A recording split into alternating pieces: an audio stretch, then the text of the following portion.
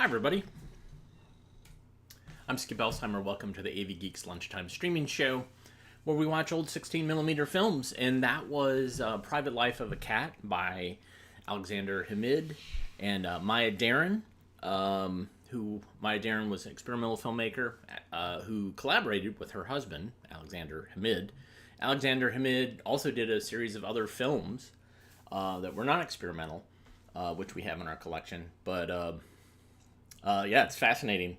It's not truly a private life of a cat in that we are all seeing it, and we're all seeing it many years later. It's almost 70 years later. So, but people, man, you guys love the cat videos or the cat films. I wanted to say this. Old Radios reminded me of a toe-tapping tournament candidate that we showed while we were doing the last toe-tapping tournament last year, and emailed me and said, hey, don't forget about this. So I want to show this because I don't want to forget about it. This is from the film Run for Your Life. Enjoy. 6:30 in the morning, and the race begins.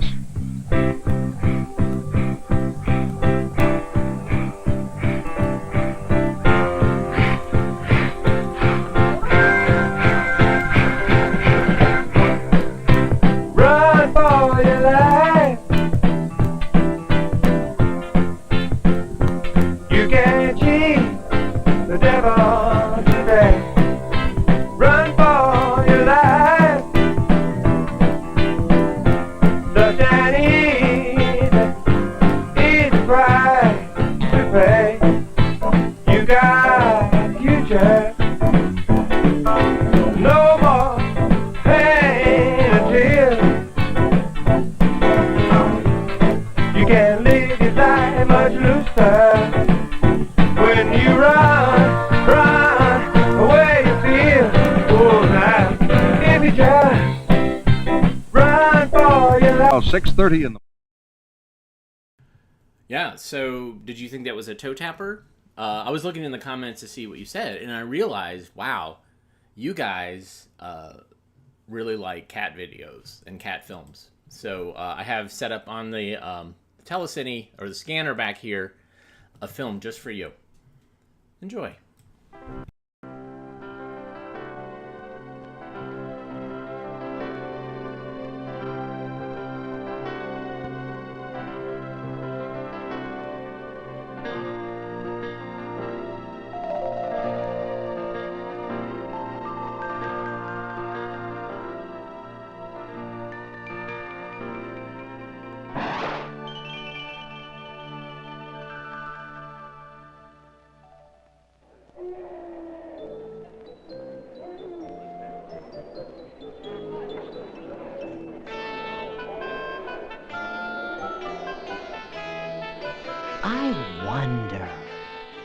I wonder...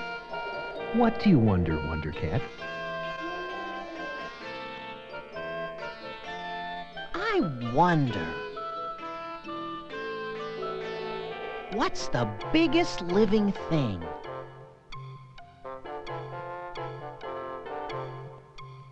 What's the biggest living thing? Well, first, you have to find out what big means. Big. How can I find that out?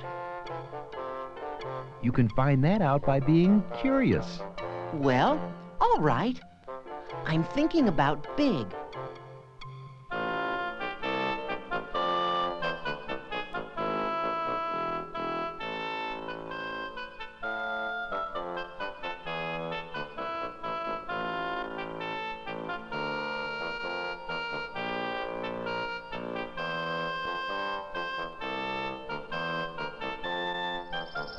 I'm bigger than that squirrel, and I'm still growing. But even when I'm all grown up, I won't be as big as that cat. How is that tiger bigger than you are? Well, it's longer and sure weighs a lot more. Tigers are the biggest animals in the cat family. They're the longest and the heaviest. But I guess you can be the biggest of one kind of animal and still not be the biggest animal. That's right. The biggest member of the bear family is bigger than the biggest member of the cat family. It weighs more. But the tiger is longer than the bear. So which one is really the biggest? The one that weighs the most? Or the one that's the longest? I guess big can mean different things. Good thinking. You see, we don't measure something called bigness. But you can see some of the things we do measure if you look over there.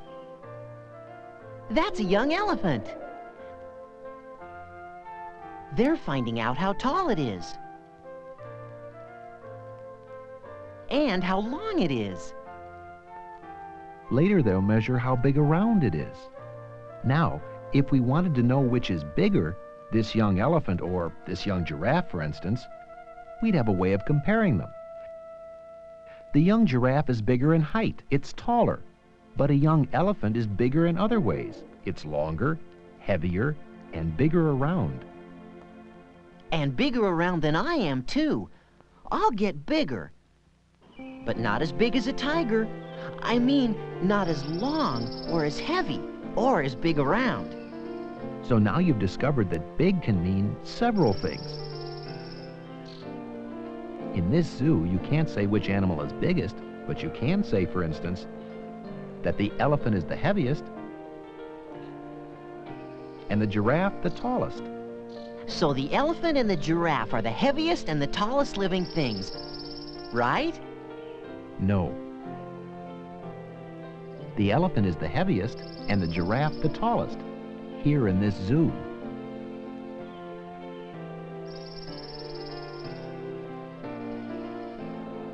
Oh, then the really biggest living thing must be an animal that isn't in this zoo. Now you're thinking in the right direction. Keep going. Here's a hint. The elephant and the giraffe are the heaviest and the tallest animals that live on the land.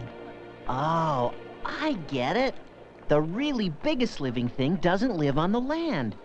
So it must live in the water. Probably in the ocean, right? Right. I think I know what that must be. A whale. No animal grows to be heavier or longer than a whale.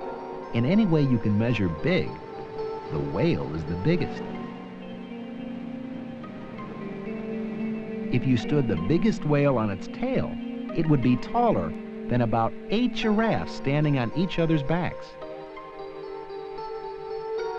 If you put a whale on one end of a giant seesaw, you'd need about 30 elephants on the other end to balance it.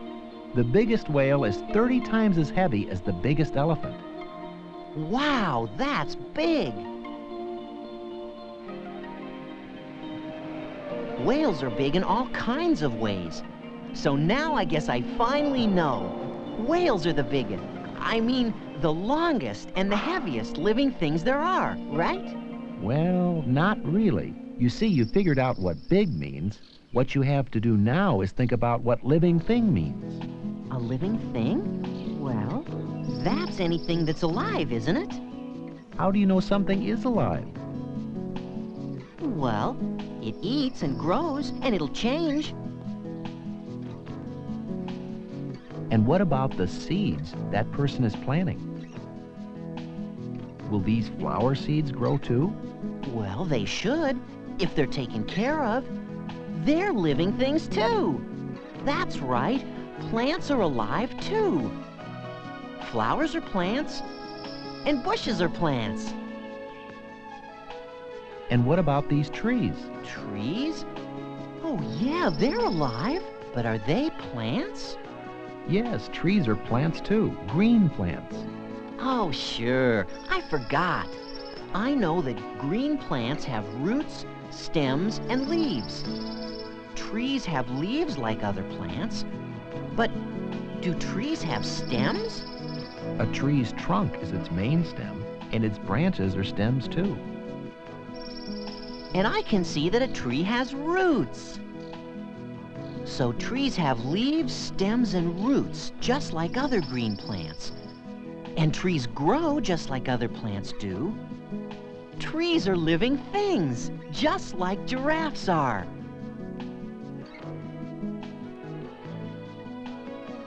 Are trees the tallest plants? Yes, they are. Hey, those trees are taller than the giraffes are. And since those trees live here in the zoo, That means... giraffes aren't the tallest living things in this zoo, are they? Trees are. That's right. Many trees are taller than giraffes. In fact, trees are the tallest living things. And even though these trees grow very tall, evergreen trees, the trees that are green all year round, grow even taller. They're the tallest trees of all. But what's the biggest evergreen? Biggest, Well, tallest. the tallest evergreens are redwoods. Wow, those are really tall.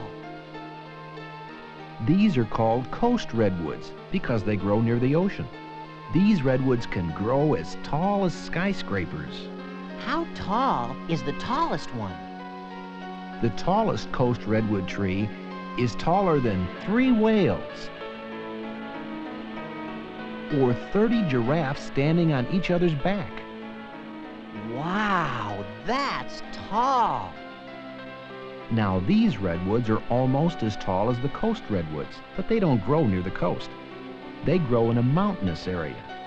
They're called Sierra redwoods. Sierra means mountain. While Sierra redwoods aren't quite as tall as the coast redwoods, they have much bigger trunks. And they weigh much more, as much as 10 whales put together. Wow. The biggest plants are much bigger in every way than the biggest animals. So now I know what the biggest, what the tallest and heaviest living thing is. A tree.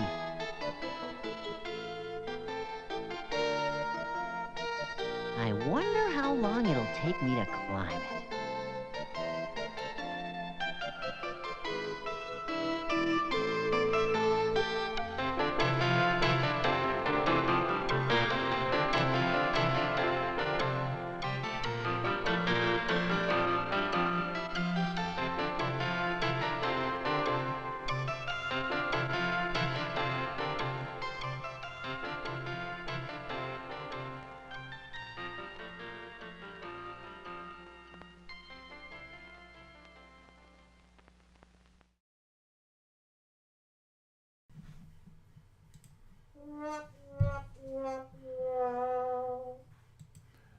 So show Wonder Cat, go back to start.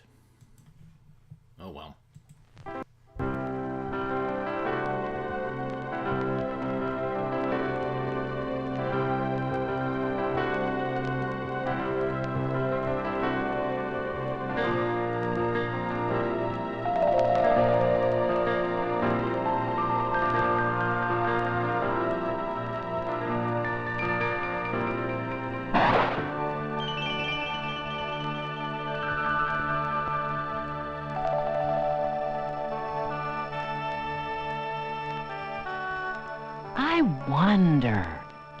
I wonder, What do you wonder, Wonder Cat? I wonder, what's the brightest star in the sky? What is the brightest star in the sky? If you're curious enough, you can find out. Look over there. Are those stars? They seem to be getting brighter and brighter. And brighter! Oh, they're not stars at all. They're airplane lights. They look even brighter than the stars. But that must be because I'm closer to them than I am to the stars. But there's a bright star. That looks like the brightest star in the sky. It does, but it doesn't twinkle like the stars do. That's because it's not a star, it's a planet. It's the planet Venus, part of our solar system. You need a telescope to see that it's not really a star. It's bright because the clouds all around it are lit up by the light of the sun. But it's so far away that it looks like a star. But it's not as far away as the stars are. The brightest objects in the night sky aren't stars at all. The moon, for instance, isn't a star. It's lit up by the light of the sun, too. That's why it's so bright. It doesn't give off any light of its own. When the astronauts were there, the sun lit them just the same as it lit up the moon. Even the Earth is bright when the astronauts see it from space because it's lit up by the light of the sun. The moon and the Earth and the other planets are lit by the sun. But the sun is a star, and the stars are bright because they're hot enough to give off their own light. But I still wonder, what's the brightest star in the sky? You won't have to wonder long.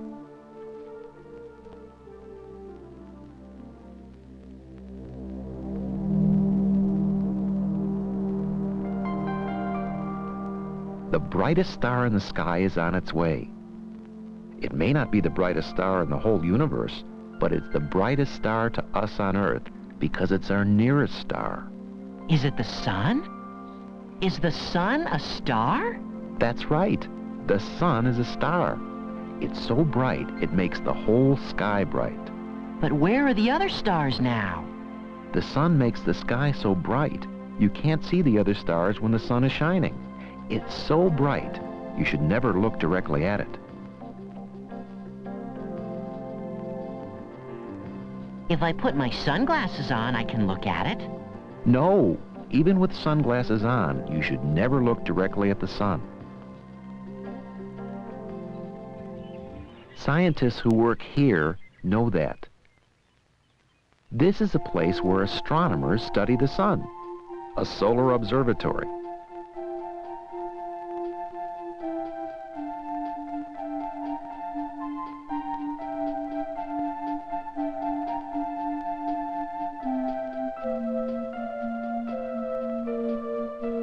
Astronomers don't look at the sun directly when they study it. They use mirrors that reflect the light of the sun and let them look at its image instead of at the sun itself.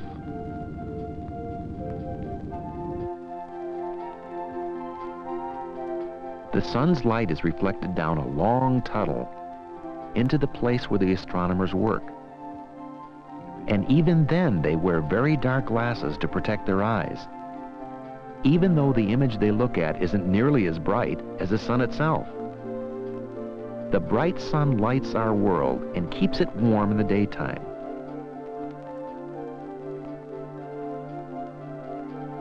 Even when it's cloudy or at night, or when you can't see it, we still get its warmth because the sun is shining on the earth all the time.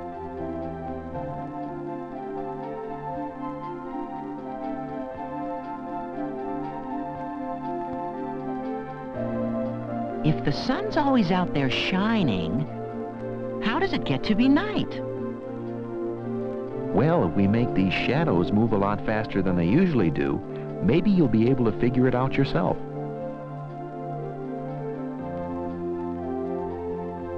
Hey, clouds are making those shadows.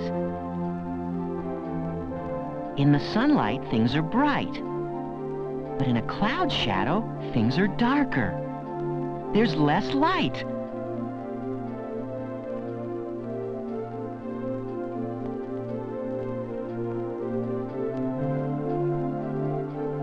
The cloud keeps some of the sun's light from shining through. But the cloud's moving. And in the place where the shadow was, things are brighter and warmer again.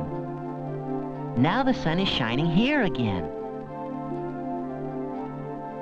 So now I know that shadows are places where the sun's light is blocked. But I still don't know what they have to do with day and night. You will. Just remember, whenever you see a shadow, you can always be sure that something is blocking some light. I just noticed something else. A thing that makes a shadow has a bright side and a dark side. And the dark side of the tree is part of the shadow.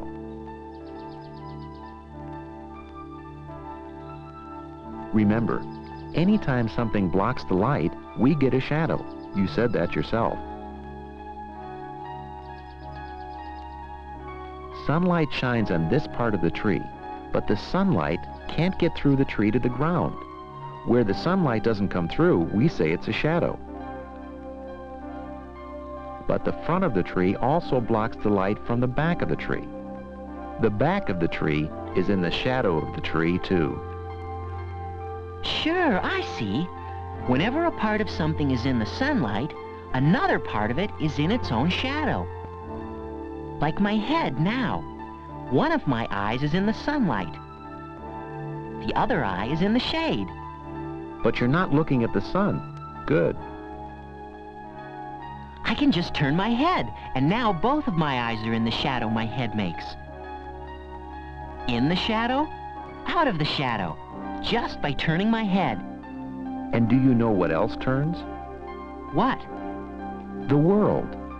It turns around and around in space. As the Earth turns, everything on the Earth, you for instance, turns with it. When the Earth turns and you go into its shadow, then it's night where you are. And then when you come out of the shadow, it's daytime where you are. Now I see why knowing about shadows helps me understand why we have day and night. I thought you'd see. So when the sun seems to be setting, it's not really moving at all. It's the Earth that's moving. Our part of the world is moving into the Earth's shadow as it turns away from the sun. Night is coming. Nighttime is the time for me to rest. But now I know that the sun is the brightest star in the sky. And I'll have a lot more to wonder about tomorrow when the turning Earth moves me into the sunlight again.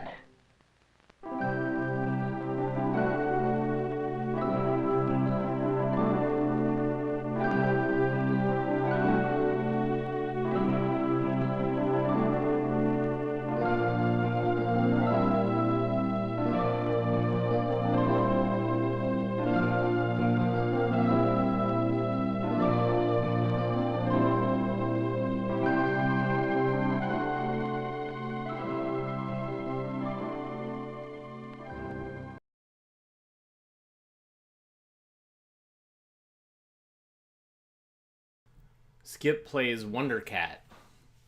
Go back to start and lose 3 turns.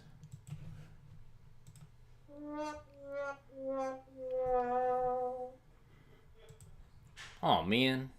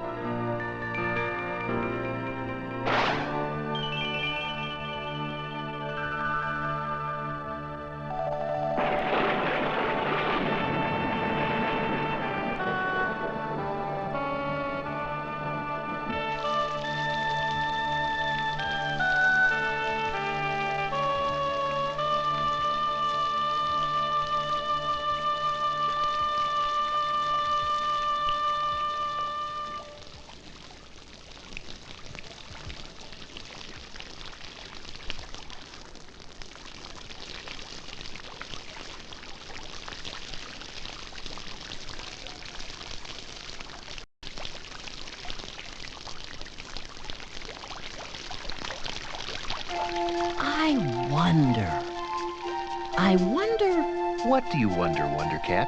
I wonder, where does the rain go after it falls?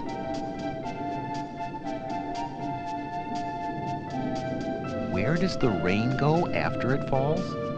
Well, if you're curious enough, you can find out. It seems to have stopped raining, so you can look around outside. You can see what happens to some of the rain, can't you? Well, I can see that some of it is still around. There are water drops on that leaf. On a lot of leaves. And it collects in other places, too. There's even some rainwater in that flower. In a lot of flowers. Like a lot of little cups where the water collects and can't run out. Hey, there are places on the land where water's collected too. Puddles. Little ones and bigger ones. The water's collected in places where there usually isn't any water. Yes, good thinking. And good observing, too. You see, when rain falls, much of it collects wherever there's a place that can hold it. And whenever water collects, living things can use it.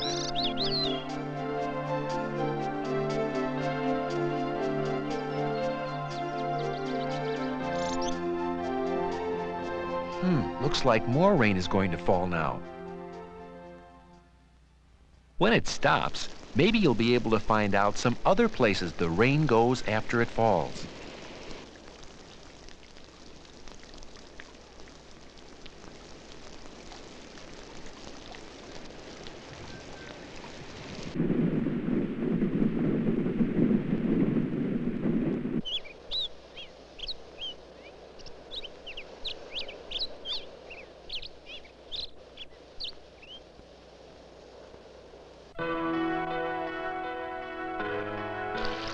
Hey, the water didn't stay in a puddle here. It's running somewhere. Down to a little stream. And that's what happens to some rain when it falls. It runs off into streams. And then the streams run together and form rivers. And small rivers run together and form larger rivers. And then most rivers flow into the oceans. So, rain goes into the oceans after it falls. Actually, most of it falls into the oceans to begin with. Most of our world is covered with oceans. I know that. But the ocean and ponds and puddles aren't the only places the rain goes after it falls. If we could speed up what happens in a puddle, it would look like this. Some of the rainwater seems to be disappearing into the ground. That's right. Some of the rain that falls on the ground doesn't stay there. It sinks into the soil where plant roots are. The soil holds the rainwater the way a sponge holds water, in the many tiny spaces that are in the soil. Some of the water is taken up by plant roots. Plants, like other living things, need water to live. Down deeper, under the soil, rainwater collects in tiny spaces between grains of sand or bits of gravel. We can get some of this water by pumping it out of the ground.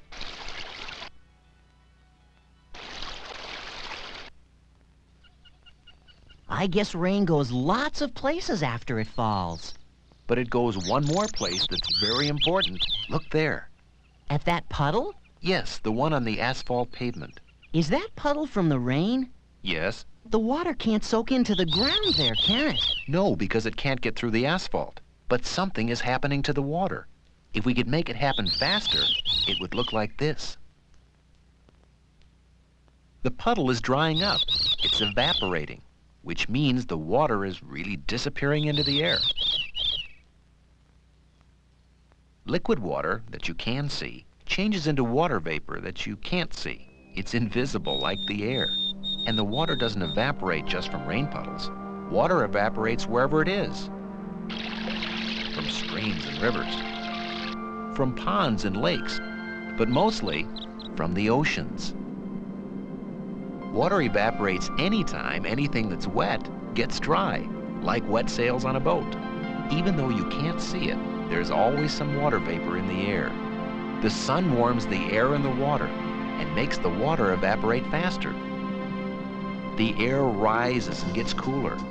Then sometimes the invisible water vapor in the air changes back to water that you can see. Clouds are water? Yes, they may not look like water, but clouds are really made up of tiny droplets of water floating in the air.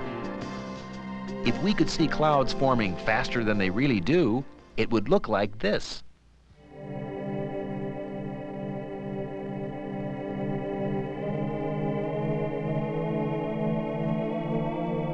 As more and more water droplets become part of a cloud, a white cloud may grow bigger and bigger and might get darker. And the droplets may get so big and heavy that they can't float in the air anymore. And it rains. And now I know where the rain goes after it falls.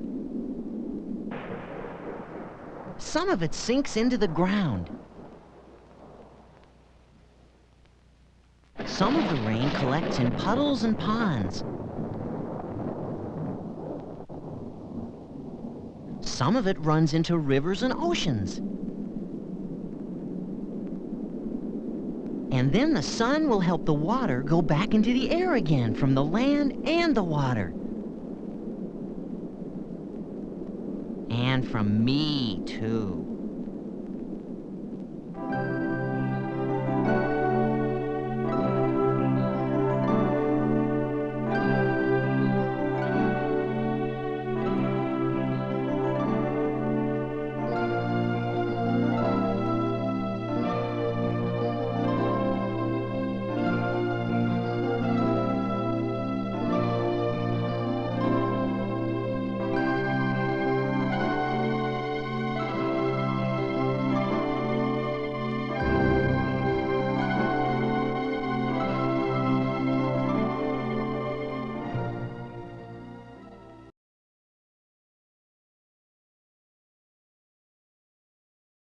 So I wanted to show you. Oh, lost a turn. Oh man, damn it.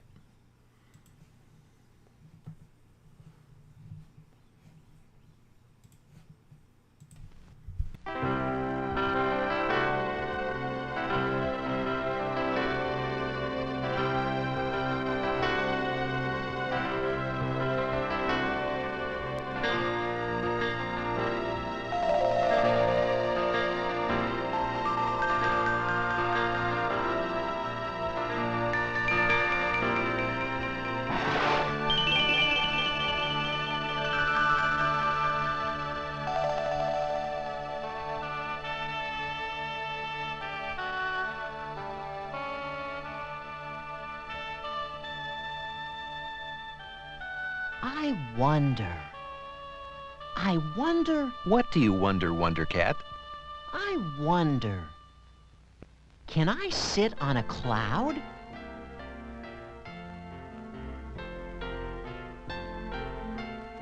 Can you sit on a cloud? Well, you can answer that question if you know what clouds are made of. What are clouds made of? If you're curious enough, you can find out. I'd need an airplane for that. Clouds are too high. Clouds are high, all right, but sometimes mountains are even higher. Let's go to the mountains. Hey, that's a cloud. If we could get there, I could find out what it's made of. And then I could find out if I can sit on it. Here's your cloud. And it's like a fog. Right. A fog is just a cloud that's close to the ground. And the fog feels wet, doesn't it? So, the cloud, or the fog, must be made of water. Yes, that's right. Well, if a cloud is just like a fog, then I guess I can't sit on it. But if a cloud is made of water, like a lake is, could I float on it? Boats float on water. So do people. So can I. So, can I float on a cloud? Well, the water that's in a lake is different from the water that's in a cloud. Water in a lake can spray up into the air and separate into drops that fall back into the lake. Water in a cloud is always in drops, but not nearly as big as the drops in the spray. Water drops in a cloud are so tiny and weigh so little that the moving air can hold them up. They seem to float in the air. Does that mean that I can't float on a cloud? That's right. But I wonder, where does cloud water come from? Most cloud water comes from the oceans. It does? How? Well, look on the rocks over there. At those puddles that the waves made? Yes. What do you think will happen if no more ocean water falls into them? Well, I guess after a while they'll dry up, sort of disappear. That's right. If we could speed up what happens, it would look like this. Where does the water go? It goes into the air. The water changes into invisible water vapor. It evaporates. But not just the water from the puddles evaporates into the air. Water from the ocean and lakes and rivers and everything that's wet does this all the time.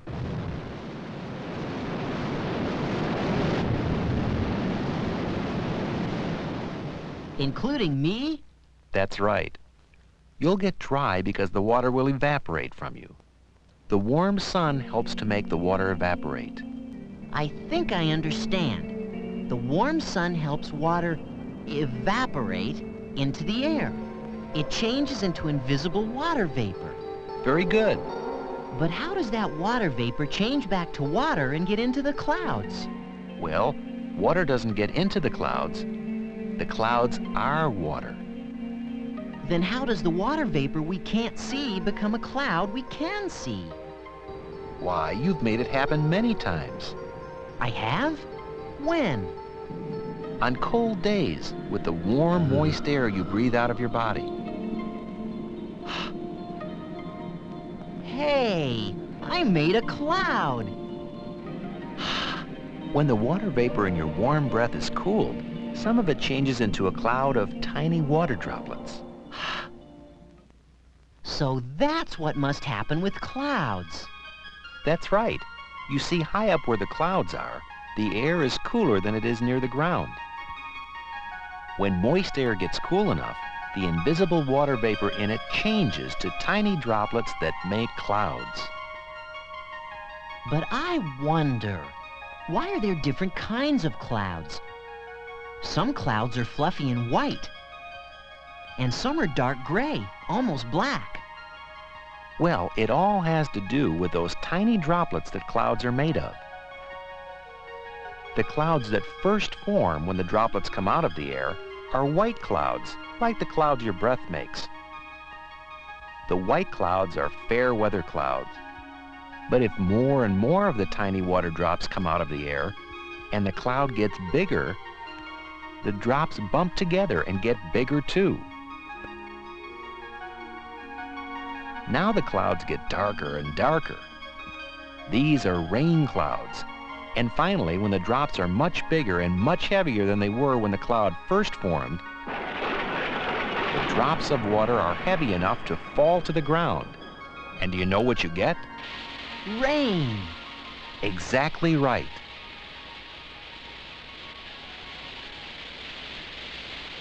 But I was just wondering, if a cloud is water, how can it snow? I know snow is frozen water, but how do we get snowflakes? Well, if the temperature of the air is below freezing, the water vapor doesn't change into tiny water droplets. Instead, the water vapor changes into tiny crystals of ice. These ice crystals make snow clouds. The crystals are the beginnings of snowflakes.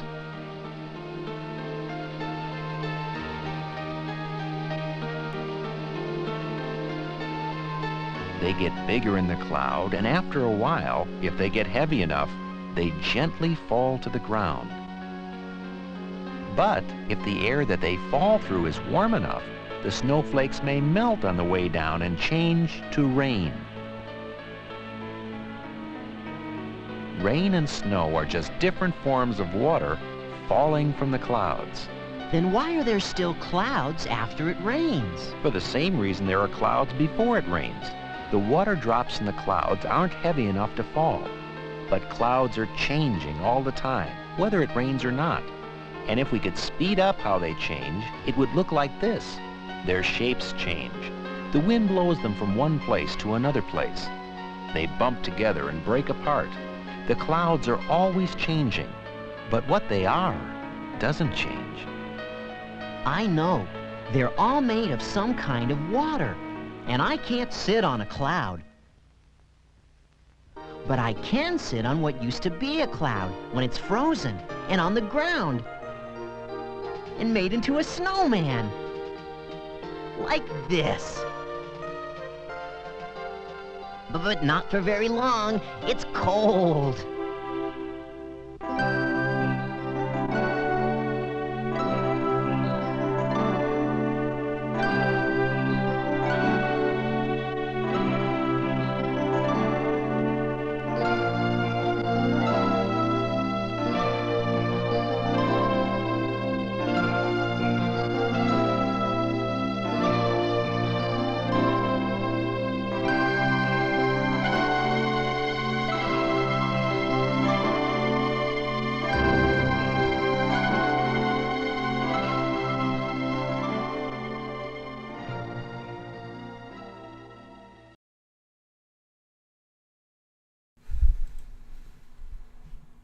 Okay, so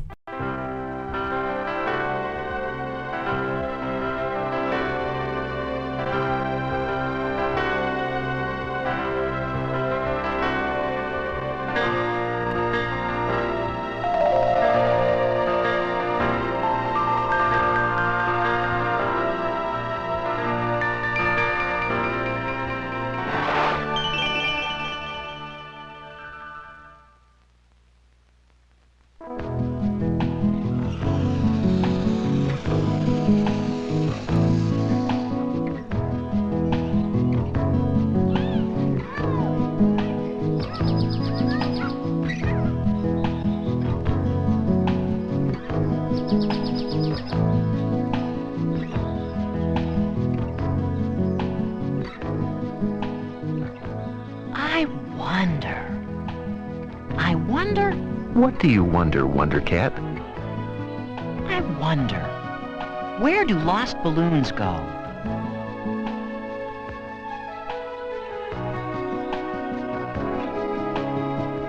Where do lost balloons go?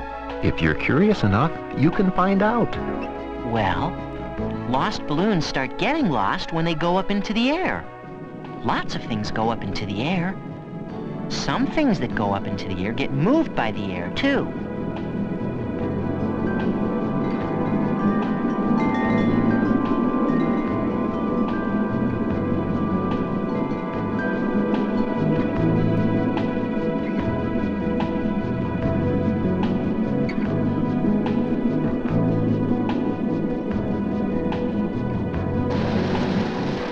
Air moves lots of things. But as hard as I try, and my eyes are very good, I still can't see air. Sometimes I can feel it, moving and pushing. You can feel it when it's moving because air is real. You just can't see it. You can't reach out and touch it. Like you can touch a rock, for instance, because air isn't a solid thing like a rock is. It's a gas. Air is more like water than it is like rock. Air is a gas you can't see, but you can see things through it. It's an invisible gas that's all around us. Well, if all this invisible gas is all around us, how can things go through it? It's a lot like when something goes through water.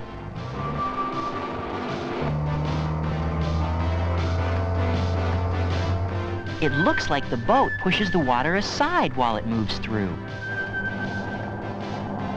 I see. The boat does push the water aside, and that's how it can move through the water. The water is pushed aside as the boat goes through the space where the water was. And then the water comes back into that space as the boat moves out of it. So, things that move through the air must push the air aside. Except I can't see it because the air is invisible. But I still wonder. What do you still wonder? I wonder, when lost balloons go through the invisible air, where do they go? But I'm curious, I'll find out. Look, there are two lost balloons, but they're not going through the air in the same way. That's right. One is just being blown along the ground by the wind. But the other one seems to keep going higher and higher. What's different about them? Maybe finding out where they came from will help you find out what's different about them.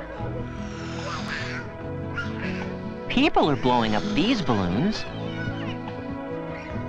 This is one the children blew up. Air blew away this balloon, and air also fills these balloons. It comes from inside the children who are blowing them up.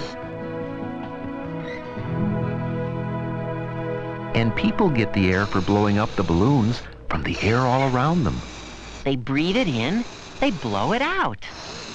You put more and more air into a balloon, and it gets bigger and bigger. The air must be stretching it. That's right. Air inside things pushes too. The air inside this balloon, and inside these balloons too, is like the air that's outside them. Is the air inside these balloons different? Look how they pull on their strings. The air inside these balloons is different. In fact, it really isn't air at all. It's a gas, like air is, but it's a different kind of gas.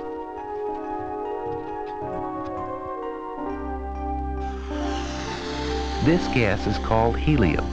It's lighter than air. Balloons filled with helium float in the air.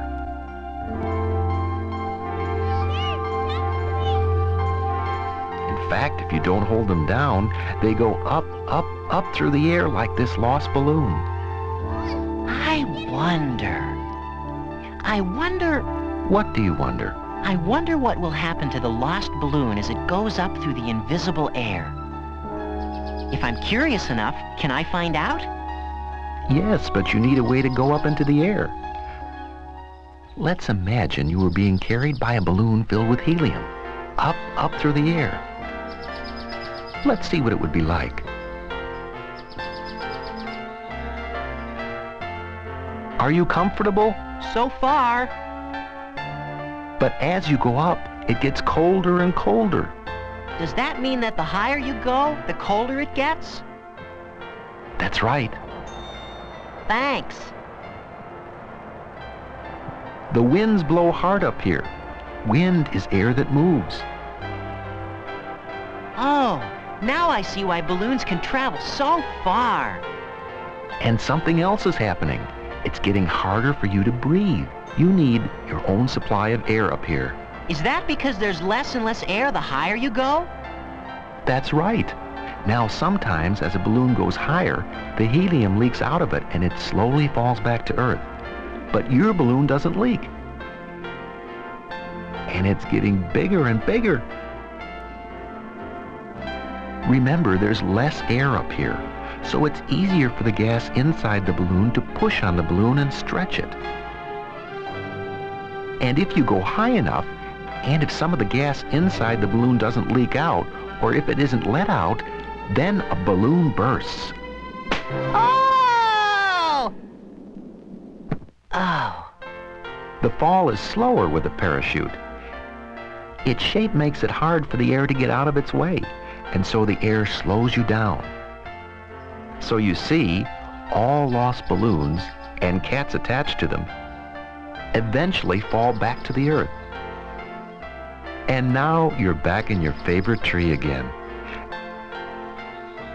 And you know many things about lost balloons. Yes, now I know where lost balloons go. But there's a lot more for me to wonder about.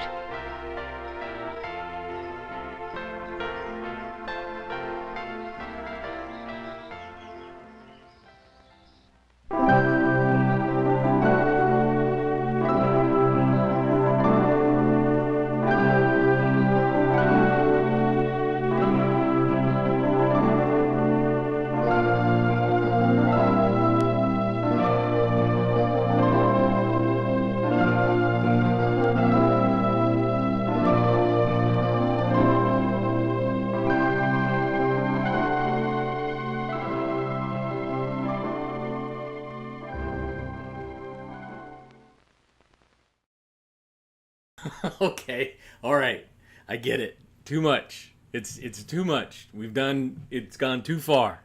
But some of you asked for it, and I gotta say, like, you invoke Wonder Cat. You don't know what you're playing around with. And I guess it's happy April Fool's Day and a day early.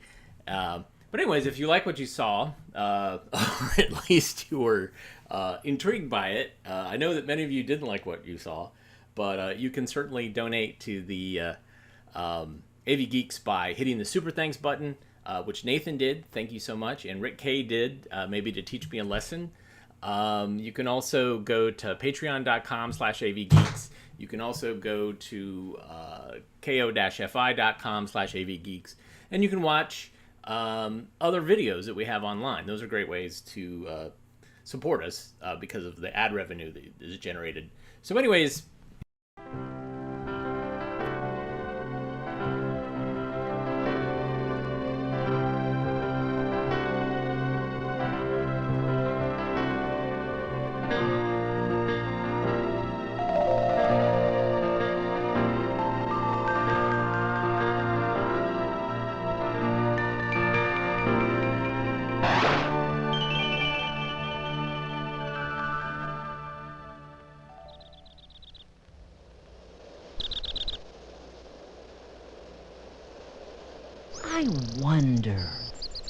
I wonder... What do you wonder, Wonder Cat? I wonder... Why do spiders spin webs?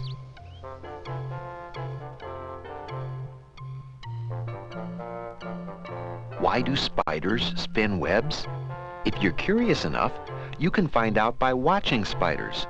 Look at that one over there. Wow, that spider is sure busy, isn't it? Yes, it is. It takes only about half an hour for a spider to build a web like this one. Most spiders build their webs at night. Well, it's morning now, so I guess this one is probably hurrying to finish up. Watch how the spider shapes its web. The web is like a silken net. I see. But where do the threads come from? If you look carefully at the spider, maybe you can find out. Well, it looks like the thread is coming right out of the spider's body. You're right. The threads a spider uses to make a web do come out of its body. They come out of special parts called spinnerets. There they are, those tiny brown bumps on the underside of the spider. Those are the spider's spinnerets. A liquid inside the spider's body hardens when it comes out through the spinnerets into the air. It forms the threads of silk that the spider uses to build its web. The spinnerets make different kinds of silk. The threads that most of the spider's web is made of are strong and sticky. After the web is finished, the spider will hide and wait. This spider has woven a hiding place in the center of its web. What's it waiting for? Look there. At that fly on the leaf? Yes. It flew away. And now it's on the spider's web. It's trying to fly away, but it can't. It looks like it's stuck to the web. The spider feels the web move and knows an insect has landed on it. The spider's crawling over to the fly. It's biting the fly. It bit the fly. That's right. The spider bites the fly to kill it. Now see what the spider is doing. Wow! The spider is using its thread to wrap up the fly. The spider is going to eat the fly later. Oh. So flies, and maybe other insects too, must be food for spiders. That's right. And spiders must spin webs so they can catch insects. Now I know. Yes, now you know what a web does for a spider. A web helps a spider get its food. Insects get caught in the sticky threads of a web.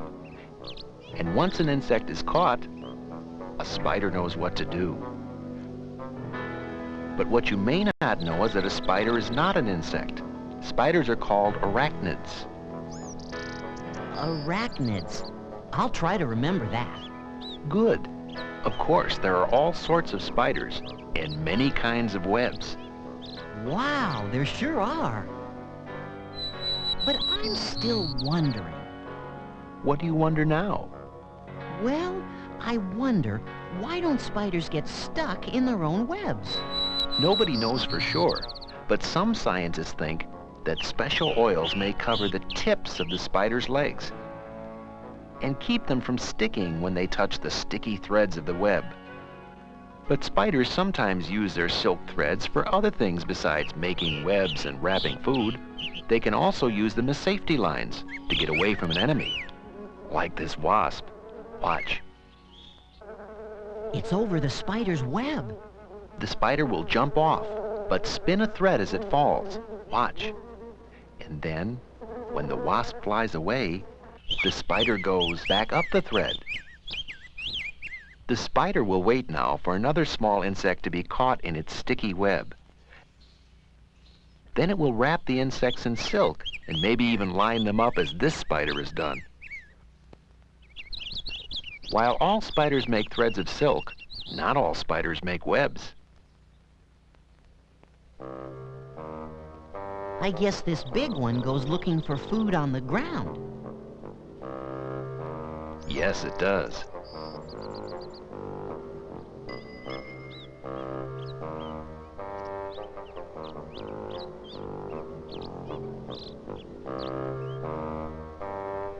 And I guess this one must wait for its food on plant leaves.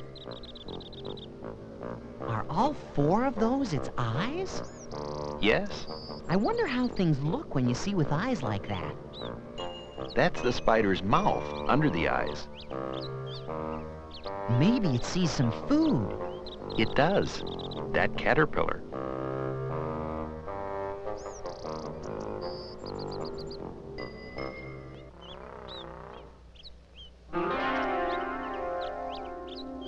Wow! That spider didn't need sticky threads to catch its food. Some spiders use their threads to make egg cases, like the one this spider mother is carrying. Those babies riding on her back just hatched. Here are many more baby spiders. They're called spiderlings.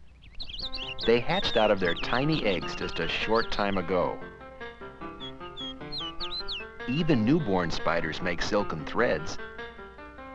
They leave a trail of them wherever they go. Sometimes all the baby spiders stay together after hatching and build a web that they all live on.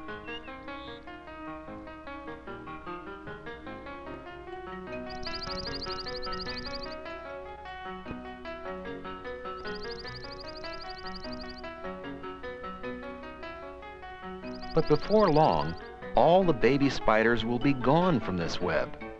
Many will leave the web, blown by the wind that catches the silken threads they're attached to. Each baby will find a new place to live and spin webs of its own.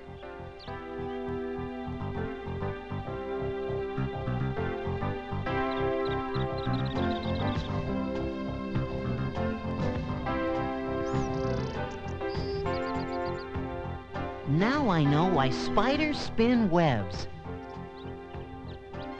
And a lot more about spiders, too. Arachnids. See? I remembered.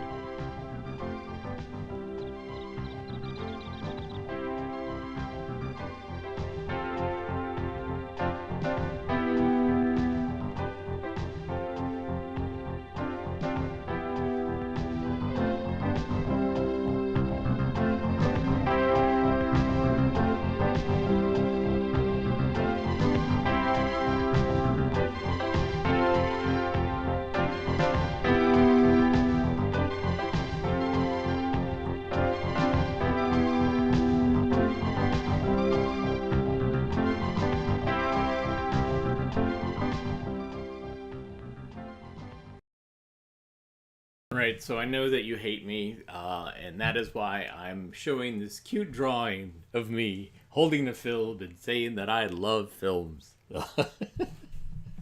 April Fools, everybody. Thank you for letting me indulge and either tickle your brains or punch you in the gut, kind of depending on your take on it. We will be back on Monday, and we won't be watching Wonder Cat. We'll be watching something else. So everybody have a great rest of your weekend. Well, the start of your weekend. Everybody have a great weekend. And we will see you on Monday. Everybody take care. Thank you.